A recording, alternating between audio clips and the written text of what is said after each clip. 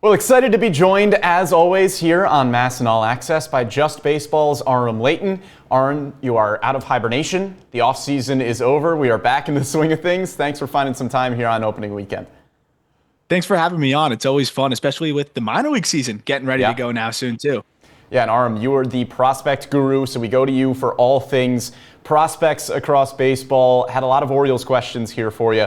Want to start with just kind of a general state of the farm here, because we have seen a lot of graduations over the past few seasons of top prospects in this system. Of course, guys like Jackson Holliday, Heston Kjerstad, top of mind. You've got Samuel Basallo and Kobe Mayo. Those two guys are in AAA. They will graduate soon. What is the general state of the farm here in Baltimore? I think it's a very interesting wait and see year, right? Because we're so used to the Orioles having these proven top-notch prospects throughout the farm system, and they've got a couple at the top with Basallo and Mayo who have just put up ridiculous numbers through the minor leagues. But as you mentioned, they're going to graduate soon. And then you have a bunch of candidates, though, that could make that leap forward or could be met with some challenges, as so many minor leaguers do get met with at the upper levels or in their first full pro season. So I want to say that it is kind of a high variance farm going into this year. You imagine what Advance Honeycutt's prospect stock would look like if he starts putting the bat on the ball consistently in his first full pro season. Dylan Beavers, I like some of the mechanical adjustments he made if he's hitting the ball a little bit harder this year. And just some of the other arms that we're going to talk about. Like, you can see that leap. I know Bradfield's added some strength. If he's hitting the ball harder, like, all of a sudden this farm system's back up into the top third in baseball again. But if some of these guys don't make that leap, and you graduate Mayo, Basallo, all of a sudden it could be a little bit thinner, but that's what happens when you've got a really good big league team at the top and a lot of the guys graduate. Yeah, you mentioned some of the names there with Honeycutt, Bradfield, Beavers. After Basallo and Mayo, who are the names that you're looking at to say, okay, you're the next face of the farm here for Baltimore?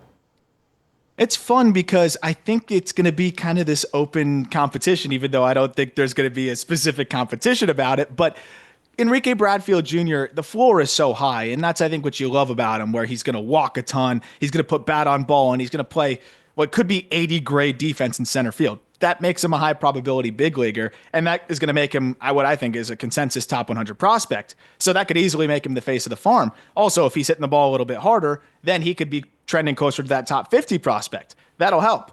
But Dylan Beavers has been putting up numbers through the minor leagues for a while now, and if he's slugging a little bit more, he could have a case there. There's some of those arms, as we mentioned, but I would say if I had to pick one when Mayo and Basallo graduate, it's got to be Bradfield, because I just think the center field defense is too valuable. If he's putting on strength and added 20-plus pounds already, and you know that he's going to put bat on ball and potentially steal 70, 80 bags over the course of a full season, that's a guy that's probably a safe bet to be the face of this farm. Yeah, it feels like a slam dunk big leaguer, Enrique Bradfield Jr. The defense and speed are close to 80 grade, and if the bat can continue to progress, that's going to be a really good player at the next level. So you mentioned a couple of guys that were high-round draft picks. Bradfield and Honeycutt in the first round. Dylan Beavers was a second-rounder. But it's not just the draft picks that have been coming up throughout the Orioles system and developing well. We've seen a lot of growth internationally, too, where the Orioles have the new Dominican Academy. Kobe Perez has grown that system a lot. And you look throughout the Orioles' top 30 prospects, according to MLB Pipeline, a lot of them were signed internationally. Just how important is that to a team like the Orioles, where 10 years ago they weren't involved, and now all of a sudden they're incredibly involved internationally? Not only important, I think it should be scary to some other teams, especially in the American League East, because you know how these guys can draft there. You know how the Orioles have been able to draft through the last few years, and really whether it be at the top and not missing on your high-end picks, but also Kobe Mayo is a perfect example of overslotting and signing a guy away from a college commitment, and it's worked out in terms of just turning into one of the best prospects in baseball. The way that they draft now, if you can supplement that with solid infrastructure, international free agent wise, and having those prospects trickle in, more Samuel Basallos on the way potentially. Maybe you're not going to find guys quite like that, but even backfilling the system when you know you're going to draft strong by increasing your conversion rate on these international prospects, I think is huge, because so many players pop up all the time that weren't seven-figure signings, that with the right development infrastructure, with the right people around them, they end up maximizing their abilities. And there's a couple guys that we'll probably talk about in a moment that I'm really excited about and probably already are reaping the rewards of the investments that the Orioles have made so that that adjustment to the complex stateside can be a lot smoother. Yeah, important to have that depth too, because where the Orioles are at the big league level, you might end up trading some of those prospects at the deadline. So it's important to have that amount of depth that you can trade from a little bit once those trades come around. Now, you teased it a little bit, so I'll ask you the question here. Who are some under the radar prospects for this season that you're really excited about? And I'll say also, building on that real quick, I don't think the Orioles are going to be drafting in the top 5-10 picks anytime soon with the core that they've got. That's what we're hoping, right? So you want to be able to do it the international way. Aaron Estrada is a really fascinating prospect. And I like that they're going with the switch hitter approach as well, where check it, Aaron Estrada, Elvin Garcia, pair of switch hitters.